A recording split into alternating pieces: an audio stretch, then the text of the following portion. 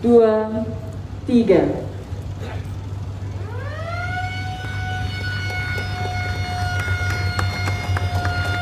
Bapak, Ibu hadirin sekalian, bersama kita saksikan prosesi pelepasan ekspor komoditas pertanian. Mari berikan aplaus untuk pelepasan ekspor komoditas pertanian senilai 540,1 miliar rupiah dari Balai Besar Karantina Pertanian Tanjung Priok. Selanjutnya kita saksikan bersama arahan Menteri Pertanian Republik Indonesia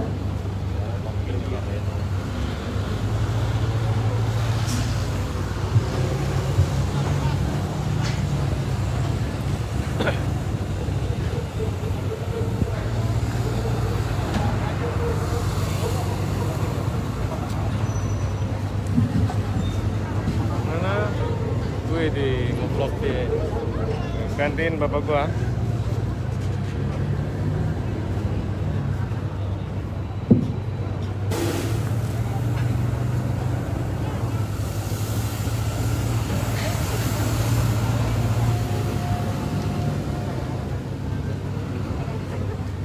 Perut. Ibu udah ngikutin apa yang lo ngomong dong. Oke.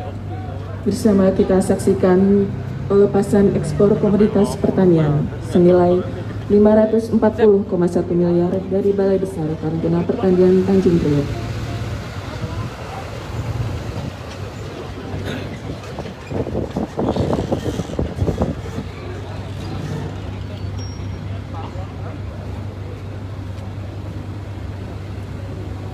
Selanjutnya, mohon perkenan arahan Menteri Pertanian Republik Indonesia kepada yang terhormat Bapak Dr. Insinyur Haji Syahrul Yassin Limpo SH MSI MH. Disilahkan.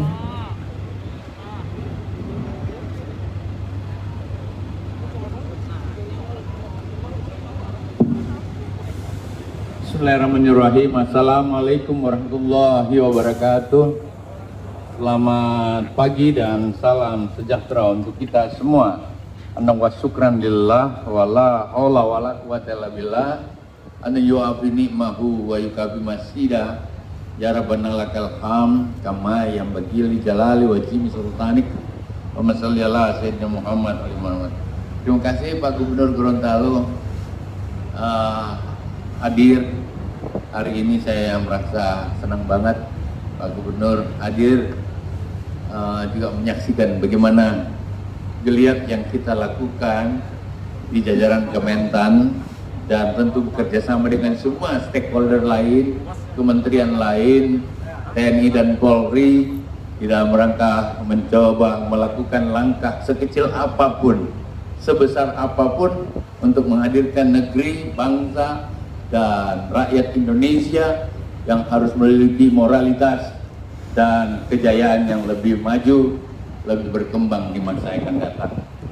Pak Sekjen, para Dirjen, lebih khusus karantina dengan seluruh jajaran yang sama saya hormati, tamu undangan dari jajaran TNI dan kepolisian yang hadir, ya, Bapak Ibu sekalian yang saya tidak sebut satu persatu lagi, lebih khusus kepada PT Jati Perkasa Nusantara yang telah mengekspor dalam PT Pacific Eastern Coconut Utama dan PT Fatal Trading yang telah mengekspor kita pada hari ini yang kita lepas.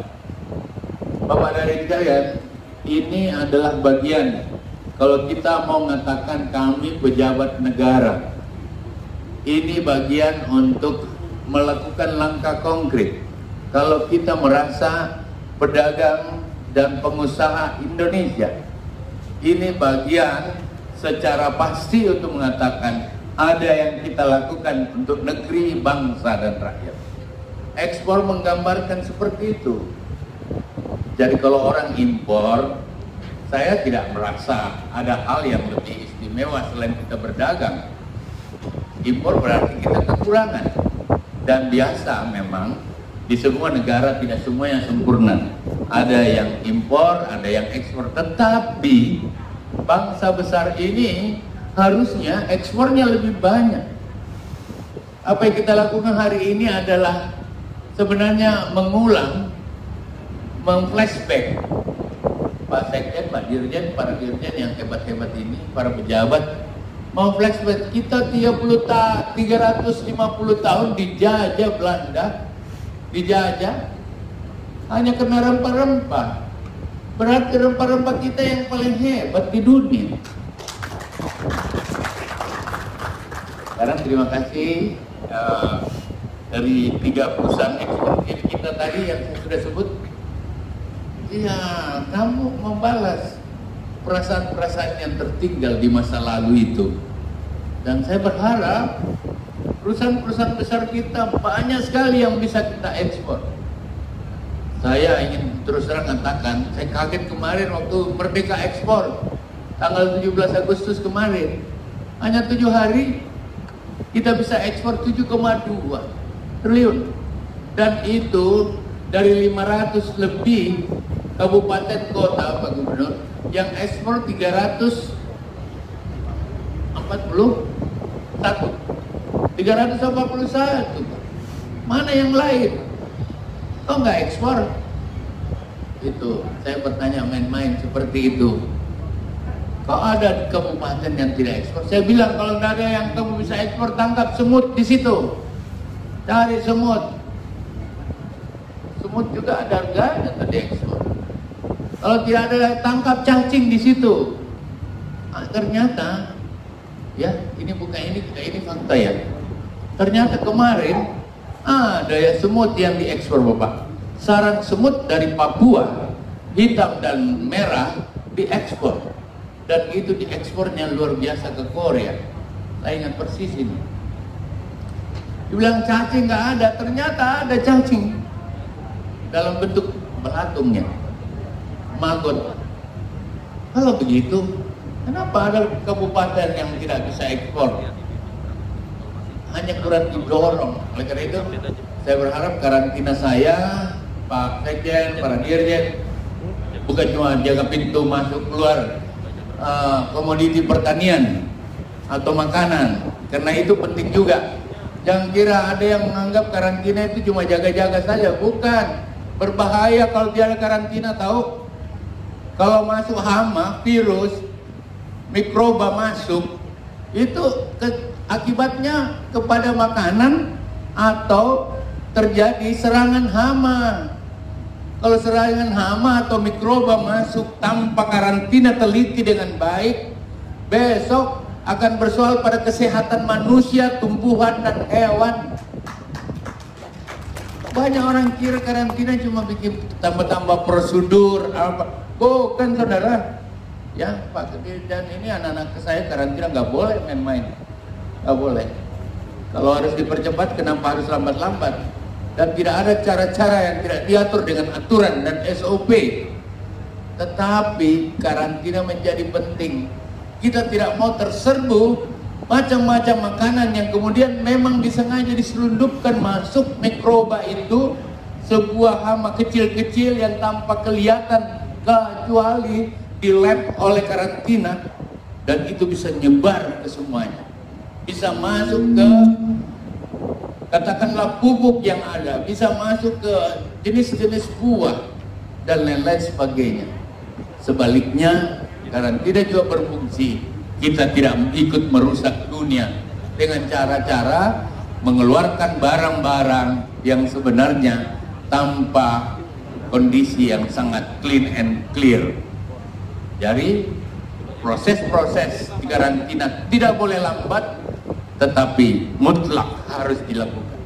Tidak boleh ada yang masuk di daerah ini, di negara kita, tanpa penelitian yang sangat jelas. Walaupun tidak berbelit-belit, ya, tetapi kalau perlu sebelum turun kapalnya, karantina terbang ke sana, naik kapal sama-sama kemari. Bisa saja online sistem kan udah jalan. Tetapi bahwa karantina penting, sangat-sangat penting. Menurut saya, kita negara besar, Bapak, terdiri dari pulau-pulau lagi. Jadi kalau tidak ada karantina ini berbahaya. Kamu tahu kalau menyusupkan masuk virus atau bioteroris masuk ke dalam, menyerbu pangan kita, menyerbu makanan dan sumber makanan kita, itu sangat berbahaya, dan itulah bagian yang harus kami tanggung jawab di jajaran Kementerian Pertanian ini. Perang terbuka melalui senjata barangkali bisa kita antisipasi dan bisa hindari, tapi bioterorisme melalui mikroba itu sangat berbahaya bagi kehidupan negara besar seperti kita ini. Kita dibuat keokok dengan COVID. Siapa yang bisa rawan COVID? Nah, itu udah 2 tahun nih lockdown. Katakanlah dalam tanda petik, bukan lockdown dalam pengertian semua ekonomi lain merangkak ke bawah hanya 2 tahun. Dan itu bisa terjadi di mana-mana dalam bentuk yang berbeda. Karena itu tugas karantina, percepat ekspor, percepat impor, tetapi kehati-hatian harus lebih tinggi dari apa yang ada. Belum banyak orang tahu bahwa di balik karantina ada lab-lab besar, Pak Gub. Saya yakin Pak Gubernur juga belum pernah lihat. Dan itu berhadapan dengan virus, hama, berhari di dalam lab. Nah itu orang kira, jaga-jaga aja, ini yang penting udah kirim.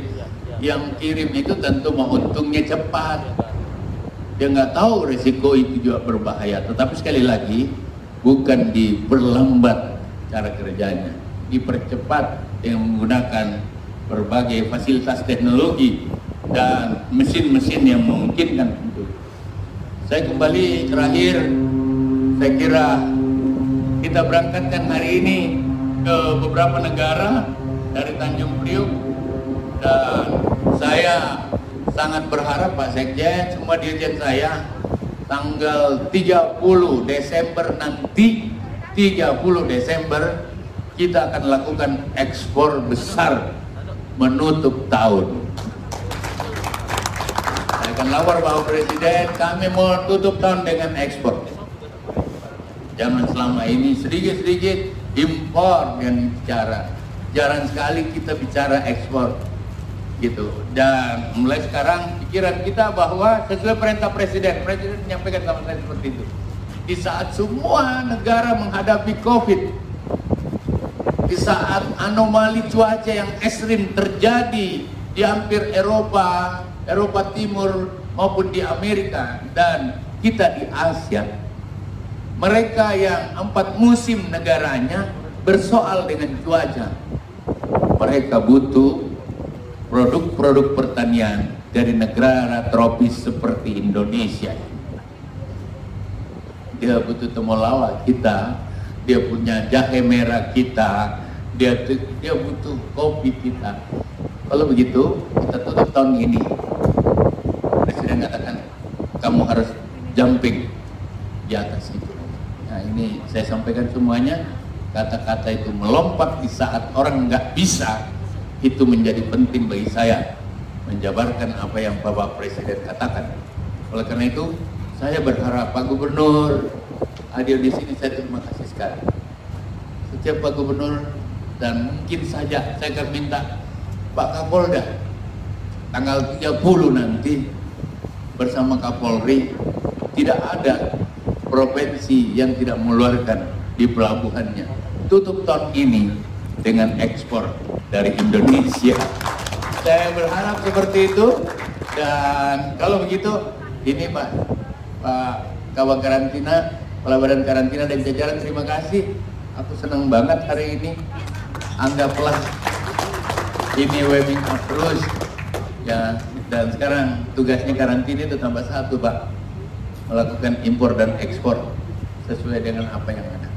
Tapi sekali lagi, tahan yang tidak bisa memenuhi aturan, yang tidak pakai rekomendasi yang penting ya, bukan tidak mau cari uang, kita udah digaji oleh negara. Nggak boleh, nggak boleh. Jangan biarkan negara ini sakit hanya karena keteledoran kita, dan kita bertanggung jawab pada 273 juta orang yang harus hidup lebih sehat besok dibandingkan hari ini. Demikian yang dapat saya sampaikan. Luar biasa nih ekspornya. Kamu diekspor kemana? Boleh bukan? Thailand.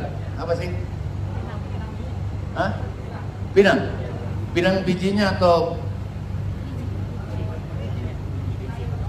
pinang itu bisa tumbuh di seluruh Indonesia. Dan kalau pinangnya, isi pinangnya itu obat kuat Bapak, dibutuhkan oleh bapak-bapak dan ibu-ibu. Tidak ada ibu-ibu yang tidak mau kuat kan, apalagi bapaknya. Itu bagus ya. Terus dia punya kulit, kulitnya apa, dibuat apa, dibikin apa? Kulitnya kalau tapi untuk pinangnya Pak yang diekspor. Pinang Ya, kulitnya bisa dipakai untuk apa itu? Buat dupa, pembakar pemanas, ya kan? Iya Pak. Iya. Dan itu unlimited Bapak. Buatlah, oh gubernur, kasih. Itu ke Thailand ya? Turki masih butuh kok. Negara-negara Arab yang pakai dupa-dupa itu butuh. Ayo kita buat lagi, ya tambah lagi, jangan cuma Thailand ya. Mungkin dari kita ke Thailand lagi ke sana loh. Ayo, Sama. main lagi ya. Iya, 710 sama. Pak Sekjen, Pak Dirjen, diarahkan lagi. Ya, aku siap. Aku punya ATC pertanian di semua negara. Boleh lah, kau pakai itu. Di, kamu ke mana? Boleh buka masker sedikit. Miami